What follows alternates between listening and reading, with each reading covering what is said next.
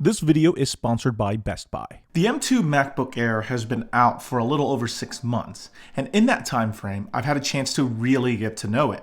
With the previous M1 Air constantly on sale, and this one just a bit more expensive, is the M2 MacBook Air worth looking at, even now, 6 months later? Let's get started with a little longer term review. Full disclosure, this is the M2 base model MacBook Air in the midnight colorway that I've had since launch. Since then, it's exchanged hands really often between my wife and I, not because it's a bad machine, but because I think it's become my wife's machine for the most part when she helps me out with some of the stuff on this YouTube channel. And no offense to her, but she's not as delicate with her tech as I am. So you get to hear all the fun stories that this laptop has been through and her thoughts on this laptop as well.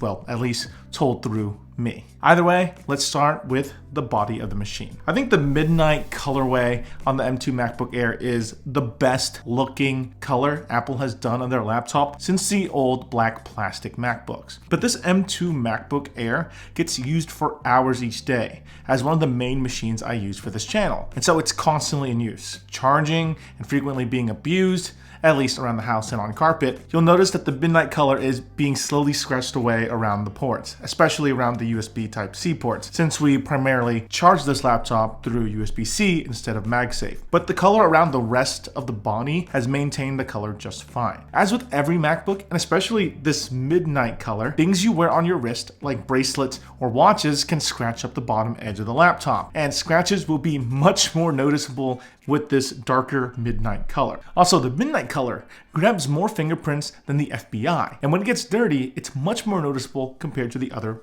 MacBook colors. You've also probably noticed by now in this video, I've left in a lot of shots of how dirty the midnight color gets when not cleaned. For reference, we haven't cleaned this laptop since taking it out of the box 6 months ago. It's just for this review, but we'll definitely be cleaning it after this review. So if you're considering the midnight color, just be sure you're aware of this extra care that it requires. This M2 MacBook Air does have a notch, just like the M1 Pro MacBook Pros. But just like those laptops, after using this for a while, the notch kind of just disappears out of sight and you don't really think about it until you stare directly at it. But even afterwards, it quickly fades out of sight, out of mind. Otherwise, the body of the M2 MacBook Air has held up pretty well. After 45 battery cycles, the battery is still basically at full capacity. On average, I'm seeing way less battery cycles across all of my Apple Silicon MacBooks compared to the old Intel ones. Because this laptop is so light, we're so quick to pick it up and use it wherever we are, and when placed inside a bag, you sometimes forget that you have it in your backpack because it just feels lighter than you expect in your hand, even months after owning it. But that can also be a very, very bad thing. The rubber feet on the bottom of this M2 MacBook Air have been completely useless at preventing it from sliding around smooth surfaces, and combined with its light weight, makes this thing the slipperiest MacBook I've ever used. Either way, this laptop has fallen off the couch several times and has also fallen off a bed and onto the floor thanks to our resident Roomba, who also destroyed a USB-C charging cable in the process. Usually, I prefer using USB-C cables to charge MacBooks instead of Magsafe because it's just so much more convenient and can be used with basically any other USB Type-C devices like a mouse, a keyboard, a phone, or even a Nintendo Switch. But because this M2 MacBook Air is so light and prone to being yanked off the table by a robot vacuum owned by another major tech company, I'd say the M2 MacBook Air is a laptop you probably should use the Magsafe cable with to charge the laptop, because it just makes it less likely your laptop will be yanked to the floor and frees up the remaining 2 USB-C ports for other devices. Luckily, despite the falls and my own carelessness, the M2 MacBook Air has held up perfectly fine. Before we continue with the video, let's talk about today's sponsor, Best Buy. Buying a new Mac can be pretty expensive, but Best Buy's Upgrade Plus program is an affordable way for you to take the expensive cost of buying a brand new Mac and split the payments across 36 months. Afterwards, you can choose to keep the Mac by paying the remaining amount on the 37th payment, trade it in towards an upgrade for a new Mac on the Upgrade Plus plan, or turn it in without paying the final 37th payment. To get started, it's super simple. On Best Buy's website, on a Mac product page, select Upgrade Plus. Your monthly payment is then outlined and varies based on your credit score. But if you have good credit, you may qualify for 0% APR, meaning all 37 payments will equal the purchase price of the original device.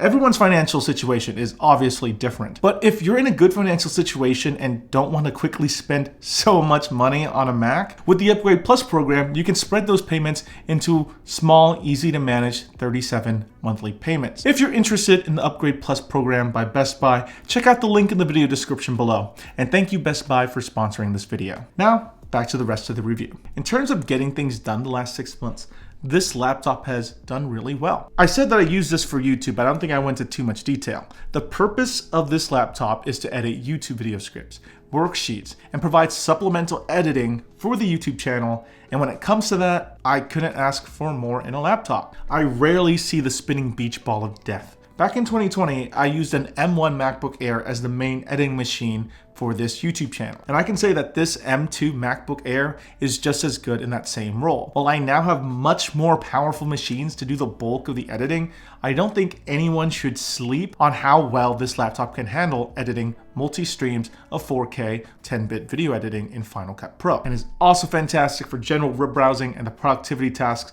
like opening up documents, spreadsheets, and PDF files.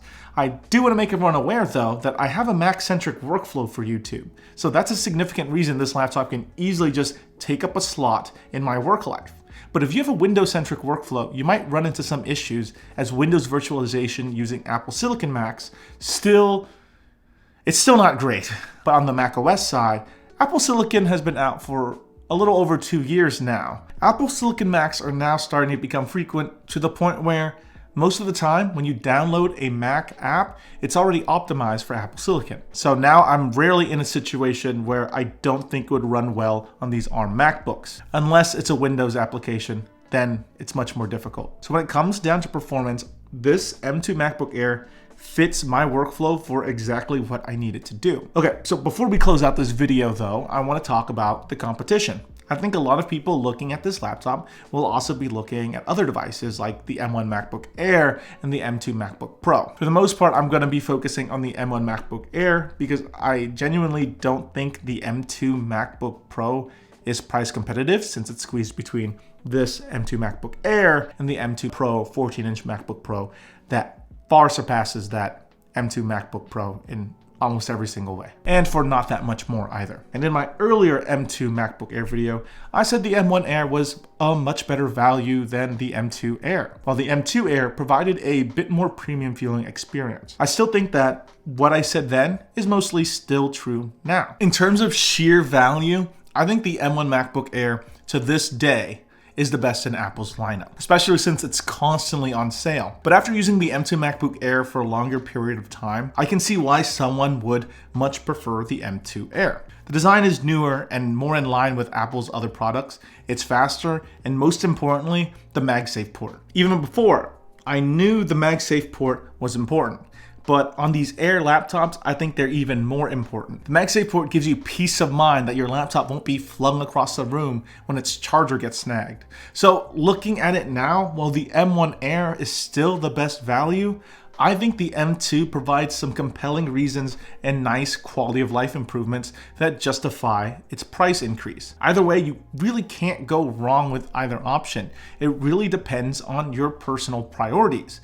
Do you want a more value-oriented device or nice quality of life improvements in your machine over that value-oriented device? So that leads to the question then, who is this M2 MacBook Air for? If you're a hobbyist or just a starting out video editor, content creator, or photographer, trust me, this is more than enough power to do what you need. The Magsafe charging port leaves 2 open ports for you to use other essential peripherals or even dongles if you need to. College students will find the inclusion of this Magsafe charger important since they'll be using their laptops all over campus in all sorts of strange situations. If you're a working professional who's always on the go in a different place surrounded by people and the cable may get snagged, it would also be a good choice. If you're a gamer though, you're much better served getting an M1 MacBook on sale and using the rest of that money you saved on a console or start building your own PC.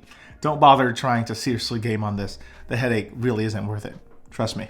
it's not fun. So I guess it's conclusion time then. The M2 MacBook Air has held up really well over the past 6 months, but the midnight color would not be my suggestion if you care about how it looks long term, as scratches and fingerprints are much more noticeable on this color versus the lighter colors. The brighter and bigger display, addition of a Magsafe port, faster performance, and updated design make a compelling upgrade over the M1 Air that's usually a better value. But if I were to go back now and choose between the two at their MSRP prices, I would pick the M2 MacBook Air for the slightly better specs and peace of mind and greater versatility that the Magsafe port provides. Anyway, what do you personally think? With everything I've experienced, do you think that this laptop has held up well? Do you think I'm biased now because this machine has fallen so much that I put so much emphasis on the Magsafe port? Is it worth getting the midnight color knowing how it might end up in the long run? Is the M2 Air worth getting over the M1 Air? Leave all that down in the comment section below. If you enjoyed this video, give it a thumbs up, and I'll see you all next time. Bye.